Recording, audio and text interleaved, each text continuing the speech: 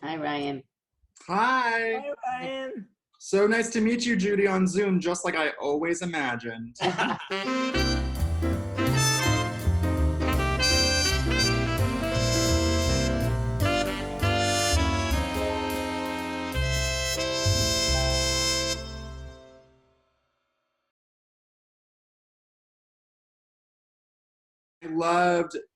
I loved Crip Camp. I was obsessed. I devoured it. Thank you. I've 4 times, I think. Yeah. Oh, great. I Well, have to say, Jimmy LeBrecq and the people that produced it, directed it, it was Jimmy's idea. He had he had been a camper and then he went into sound engineering and then he decided he wanted to give back something in disability. And it was his vision to create the movie, the documentary. Oh, wow. I met Jim way before you, Judy, and you didn't. I knew Jimmy when he was 15. No. Before I met you, I met Jimmy. Oh, before you met me? Yeah. So when I met Jim, it was right when I was getting into IL stuff, but I was texting him the first time I watched it, and I was like, you guys were insane. What was going on back then? And we were just texting back and forth while we were watching. And I was texting Neil too, because there were clips of Neil Jacobson. And I used to work for him. And so, yeah, I just love the film. I've only seen it twice because I can't get that emotional anymore. But yeah, great job. That's great. I want my own Crip Camp. Oh, you do have it though, Ryan. You really do. I thought that's what this is. Yeah. I thought that's what we were headed. by the way, did everybody go to camp here? I mean, I went to Camp Arazine. Yeah, I was gonna say I went to a camp for kids with disabilities, and I remember seeing Crip Camp and going, man, if I had Judy Heumann as a counselor back then, that would have been so right. Because it was a camp neighborhood happening, but the camp for kids with disabilities. But I just remember watching Crip Camp and going, what my life would have been like if I had gone to Camp tonight and that as a little girl met you. That would have been, had you as a counselor, that would have been so awesome. Man. I mean, I just went to fucking zoo camp. I totally got shafted. You went to what? Zoo camp. I don't even know what it was. I went to weird day camp stay that was not like Crip Camp. It was not like us living, laughing, and loving on a gorgeous patch of land in fucking Maine. No. We're upstate. No. It was in upstate New York. I didn't go to upstate New York. Yeah, upstate New York. Yeah. Tobias, are you going to say something? Oh, yeah. Oh, I'm just waiting. I'm listening, absorbing. But it's nice to virtually at least meet you, Judy. This year, at the beginning of the year, I kind of got to go to Oscar camp. And I was fortunate enough to be in the choir at the Oscars. And I could not. Oh, I saw you. Oh, you were in the choir. Yes. I had to make sure that I raised my wheelchair up high enough. I was like, did they see the wheelchair? That's all that matters. That little kids around the world see a wheelchair on the Oscar stage at least. I almost stood up. Me too. Oh my God. It would have been a miracle. Right. But I couldn't help but think of you because instantly I thought, well, this is going to be tricky, right? It was not at all. It was the easiest thing to do to get onto the Oscar stage because everything was accessible. I didn't have to worry about it because you had already been there, a couple decades before to pave the way in a world that was not accessible in any way, shape, or form. My question, I guess, for you is, you kind of already answered it, but did the future meet your expectation of when you were first, tackling this battle? Not yet. We're still working on it. I mean, the future has not, my vision of what I would have liked the future to be and where I would like the future to be now is not where I want it to be. You want a jet for everybody. Yes, certainly for everybody, but I think in the area of disability, while, you know, we have a stronger movement, an international movement, which we really didn't have in the 1970s, it was just emerging, but we're still trying to legitimize ourselves, for people to accept that we're, you know, even an issue they need to grapple with and deal with. And you know, when we talk about media, it's I mean, why was I excited about one person being on the stage who had a disability? I was like so excited. But the reality is there are many more people from diverse backgrounds on the stage, right? Black people, Asians, Latinos. We had blah, blah, blah. We had 3 people with disabilities that you could see. And I don't know how many other people had disabilities in that group just based upon substance use or mental issues. I have no idea. Half of us Who were the other 2 people? No, not Allie. One is a amazing singer named Victoria Canal, who's a limb difference. And the other is a gentleman who is blind. He's blind. He was also a black fellow. He was in the choir? And he's a singer in Tower of Power. He's a musician in Tower. Oh, yeah, okay. Good. You're with them. Hi, Toby. I'm going to visit you soon, just so you know. Okay. If you see me in your front yard, then you know why. You know where I live. I do. Chris. Were you gonna say anything? Me?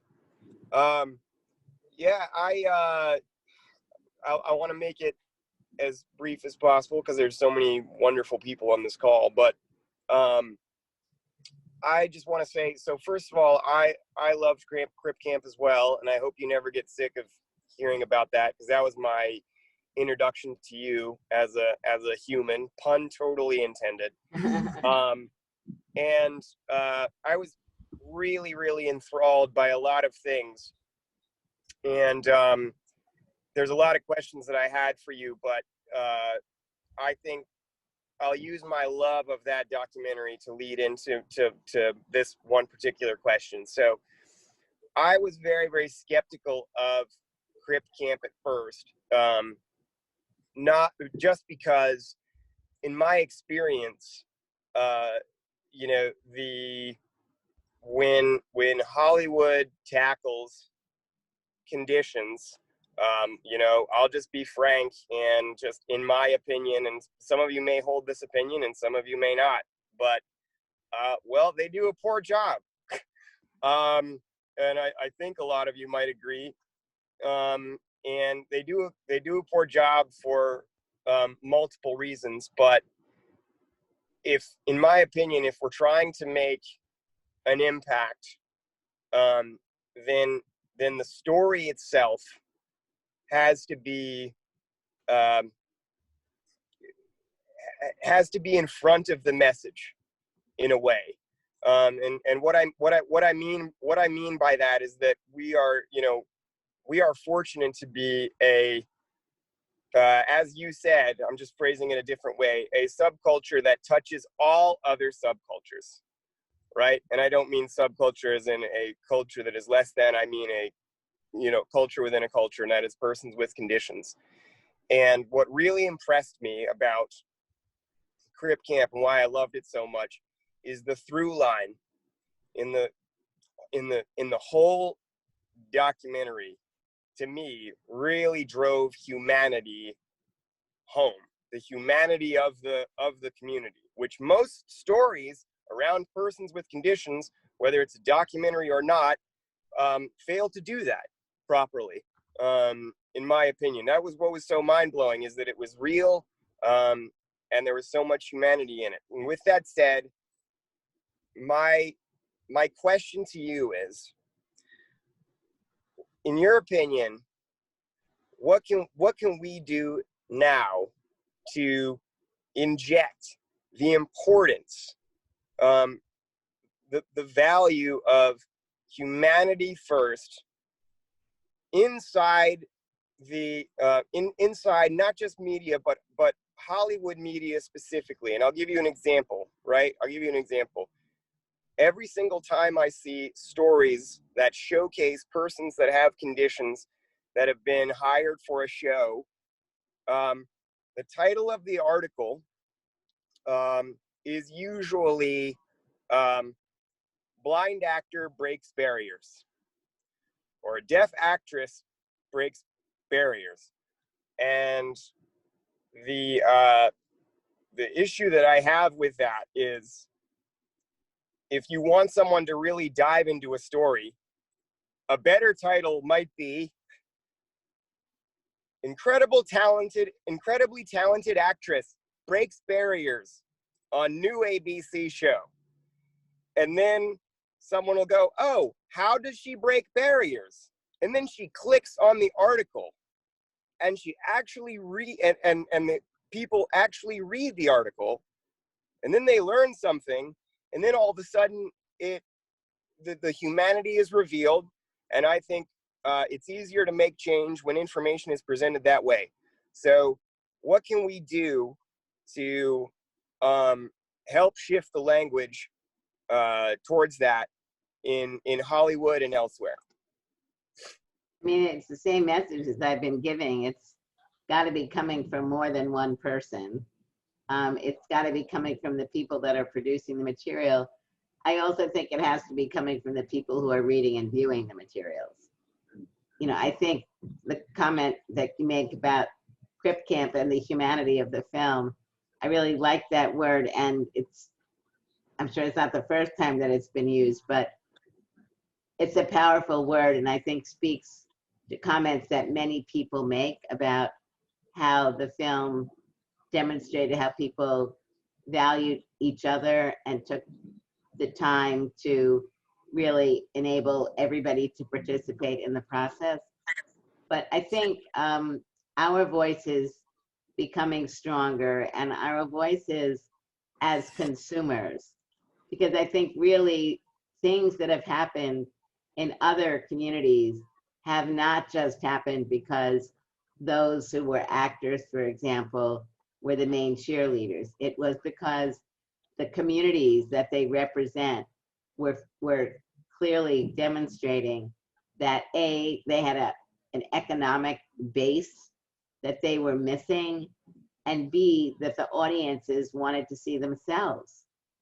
And I don't think we've done that enough. I don't think that we've, you know, when films come out or are being, you know, developed where disabled people are not being cast, when disabled people are not, you know, throughout the projects that are going on, and when language is very interesting, of course, because my presumption is that we would have similar language in this group, but then you have many people out there who are still using what I would call ableist language, or demeaning language, and people using it themselves.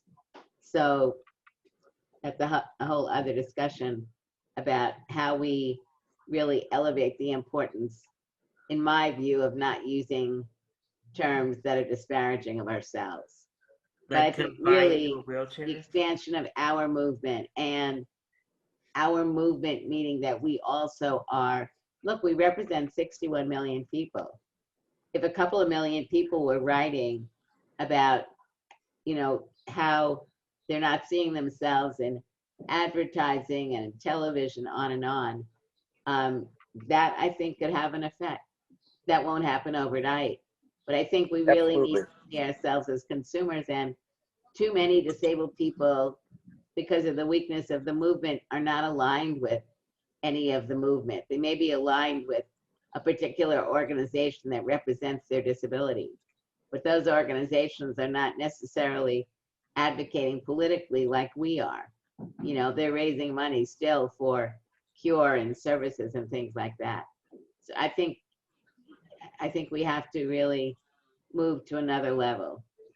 I'd love to jump in just in my put my hat on as National Chair of Performers with Disabilities for SAG-AFTRA, because I keep the Watchdog report, which reports on TV, theater, movies, advertising, broadcasting, music, and all that stuff about where our employment is happening. And so just to give you a hopeful view so that we don't get off of this conversation feeling like it's hopeless. It is not hopeless because in the last 3 years, we've actually tripled employment in television for PWDs. And interestingly, last year we were up to 57. I know these numbers sound ridiculous when you think of the whole picture, but still, we went from 0 to 57 between 2010 and 2018 or whatever. We were 57 in 2019, and this year we've with COVID, we're 8 months in, and we've got 42. Performers with disabilities already have been seen, whether in series regulars or just showing up as a guest star or. I mean, Anita, we're not the problem. No, what I'm saying is that you're working hard and people are trying, and the numbers are improving. That's what I wanted to say. Is film is not improving, but TV has been improving, and theater has sort of exploded. Yes. Although the Tonys, Toby, it's great to hear that the Oscars were accessible because the Tonys were not. So it's a very interesting dichotomy, and I did not know that. I'm so glad to hear that, Toby, because I saw you on the Oscars, but I didn't know how your accessibility situation was, whereas Allie had to be in a certain place. She couldn't sit in the audience and then come up for the award.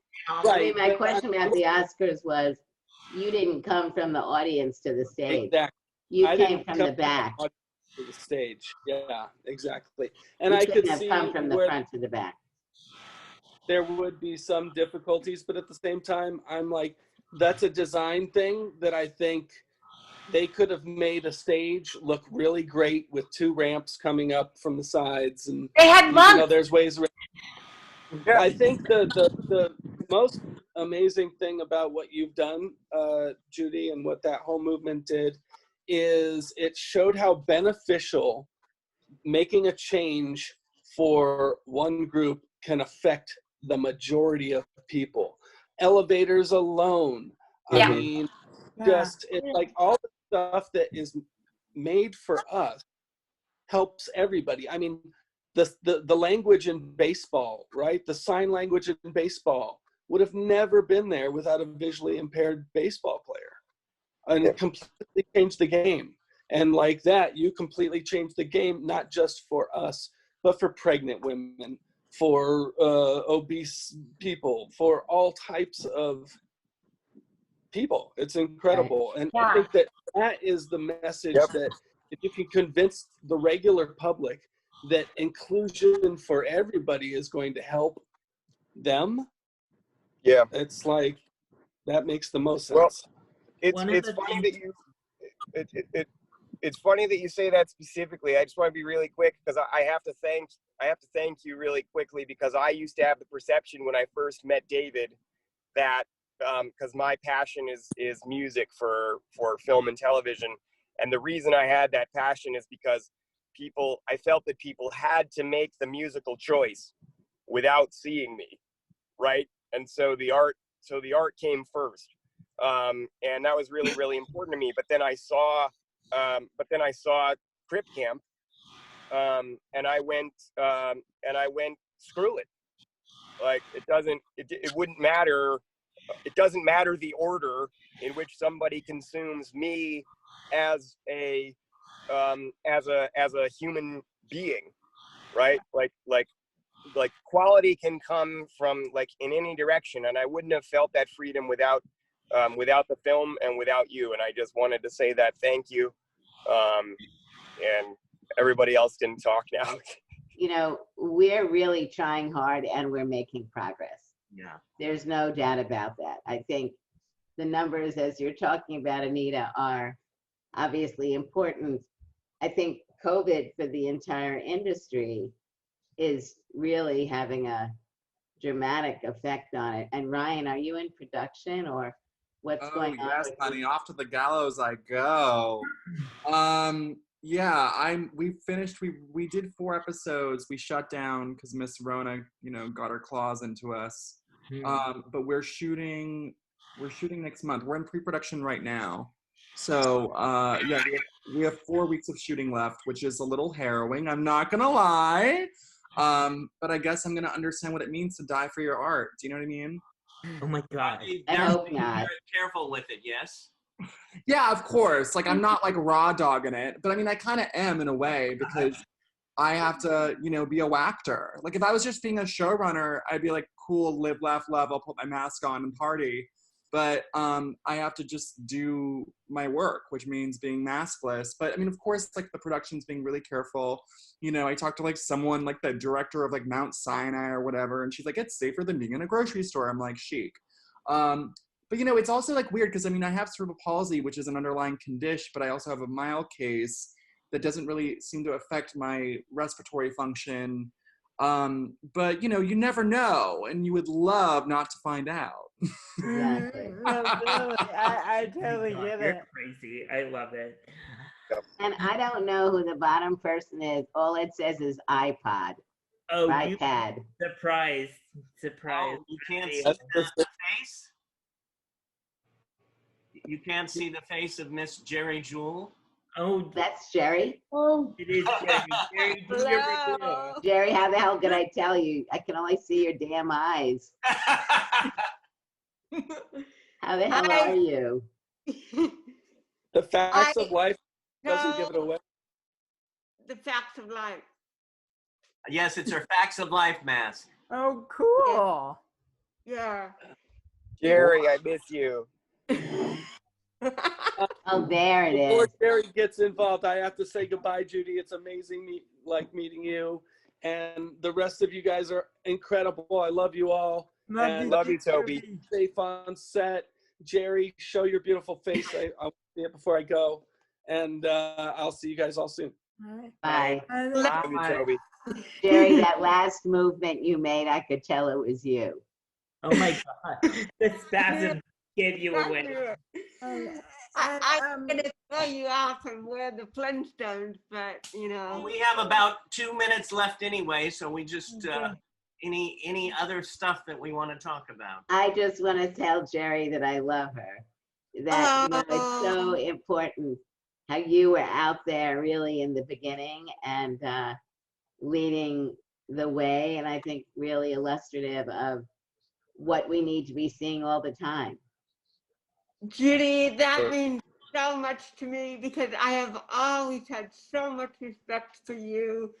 The And, mutual fan club. you were one of my heroes from the beginning. I always paid attention to what you were doing. Congratulations on the book. Thank you. And I am so blessed to have been a part of your life and to be a part of opening doors for millions of people. I mean, you're my hero, Judy. Well, I mean, really, okay, everybody, this is serious, right? Everybody on this screen has played an important role in other people's lives. And I think that's what we all need to remember. And for people who will be watching this, think about the roles that you've played in helping open doors for other people.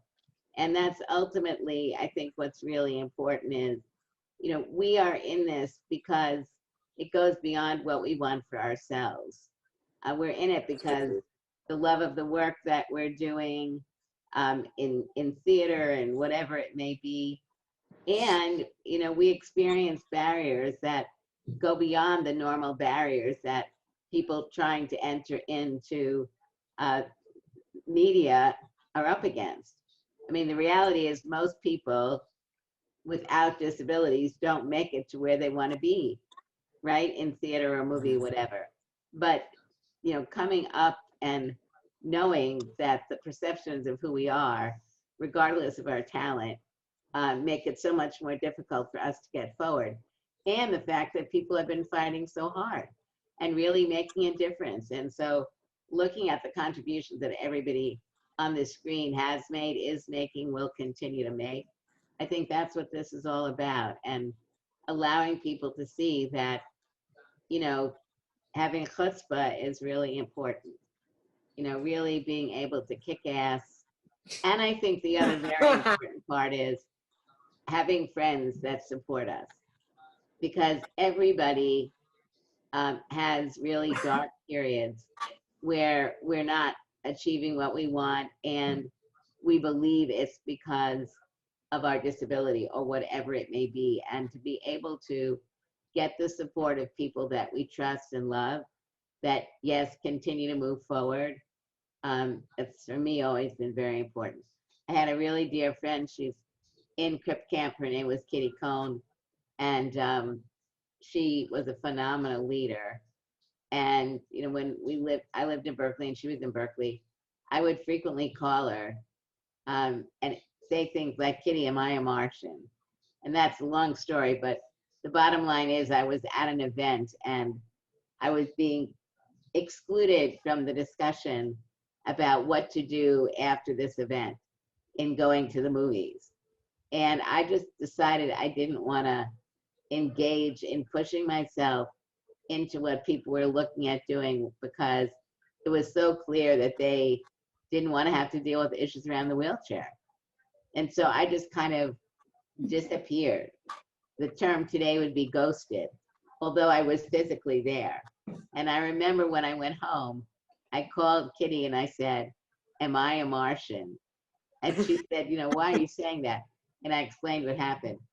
But, you know, really having good friends and family that you can talk to about how you feel and how to get back your strength and resilience to go forward again. I think that's, everybody in this group today and others do that for each other and others. So that's what it is. I steal something from you. Every time I speak, I steal this from you, Judy, and I'm giving you credit right now, that people are temporarily able-bodied, temporarily, or non-disabled, right? They're going to be disabled someday, and so they should get on our train because we're going to party with them eventually. So I mean, they shouldn't see it as our train. They should see it as their train. Like our train is the world, not... No, the only reason I'm not disagreeing with you, I'm just a little semantics, because if people see this as their train, then, and for that I mean, I talk to people and I say, look, you may not have a disability today, you may have a disability tomorrow. It may be permanent, it may be temporary. But the bottom line is, if you get invested now in what needs to be created, that is better for you and for the whole community. So for them to see it as their part of their role for themselves, I think that's an important part of the work, you know, that Ryan has been doing and Jerry has been doing and all of you have been doing. It's really allowing people to see how we are like them, right? And how we are our own persons also. What, you want me to tell them what happened? Well, 2 people got cramps and they're spreading. We were all very hyper about it. And I have to go shower some people. I'll see you later. I wanted to be part of the world, but I didn't see anyone like me in it. I hear about a summer camp for the handicapped run by hippies. Somebody said you probably will smoke dope with the counselors, and I'm like, sign me up. Come to Captioning and find yourself. There I was in Woodstock.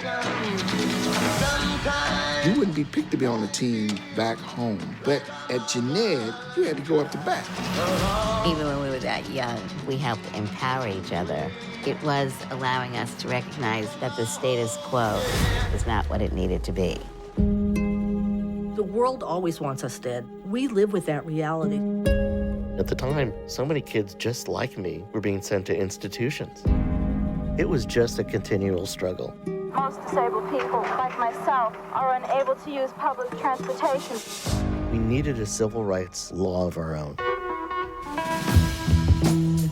A rehabilitation program has been vetoed by the president because it was cost prohibitive. We decided we were going to have a demonstration. You get the call to action, to the barricades. A small army of the handicapped have occupied this building for the past 11 days. So many people from Camp Jeanette found their way into the building. The FBI cut off the phones. The deaf people went, we know what to do. That's how we communicated to the people outside the building.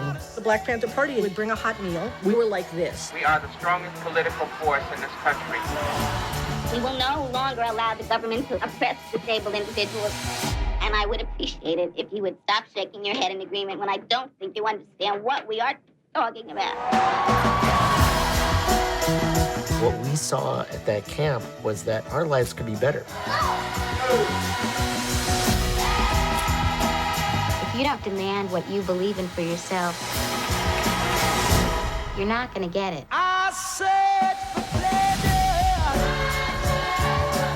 Do you like to see handicapped people depicted as people? Excuse me?